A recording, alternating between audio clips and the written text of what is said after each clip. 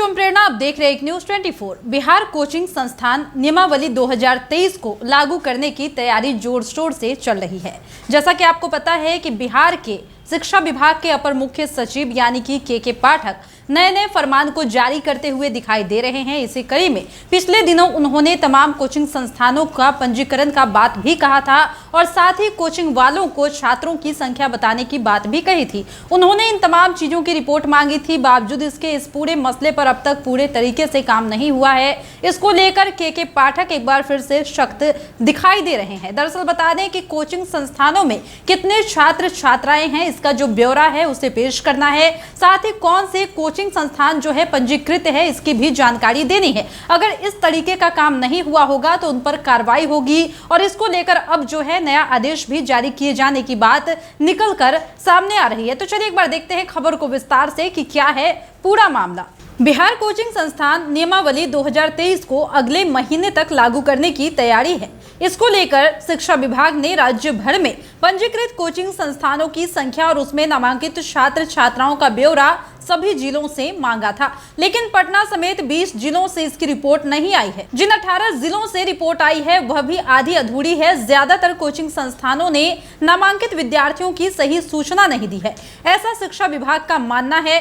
अब विभाग ने जिलों से कोचिंग संस्थानों और उसमें नामांकित विद्यार्थियों की पूरी सूचना 1 सप्ताह में उपलब्ध कराने की बात कही है। जिन जिलों से रिपोर्ट आई है शिक्षा विभाग ने उसे वेबसाइट पर डाला है। इस रिपोर्ट के मुताबिक 18 जिलों ने पंजीकृत 5164 कोचिंग संस्थानों की सूचना दी है, जिनमें से 31,607 विद्यार्थी पंजीकृत हैं। इनमें दरभंगा के कोचिंग संस्थान में सर्वाधिक 12,135 विद्यार्थी है। पटना में कोचिंग संस्थानों की संख्या अभी शिक्षा विभाग को नहीं मिली है। शिक्षा विभाग के आधिकारिक रिपोर्ट के मुताबिक अररिया जिले के 221, अरवल में 90, बांका में 225, बेगूसराय में 636, बक्सर में 144, दरभंगा में 562, पूर्वी चंपारण में 593, जहानाबाद में 52, किशनगंज में 243, कैमूर में 146, लखीसराय में 102, मधुबनी में 428, नालंदा में 67, सहरसा में 522, शिवहर में 92, सीतामढ़ी में 191, वैशाली में 314 और पश्चिमी चंपारण में 536, अरवल में 3080, दरभंगा में 1,21,035, पूर्वी चंपारण में 2103, नालंदा में 5,543, सिवान में 2,917 और पश्चिम चंपारण में 5,830 विद्यार्थी नामांकित हैं। राज्य के मध्य विद्यालयों के स्नातक प्रशिक्षित शिक्षकों को पूर्णकालिक प्रधानाध्यापक के पद पर पदस्थापित करने के संबंध में जिला शिक्षा पदाधिकारियों को गाइडलाइन जारी किया गया है। इसमें कहा गया है कि पद रिक्त रहने पर उन्हें वहीं से तैनात किया जाएगा जहां पर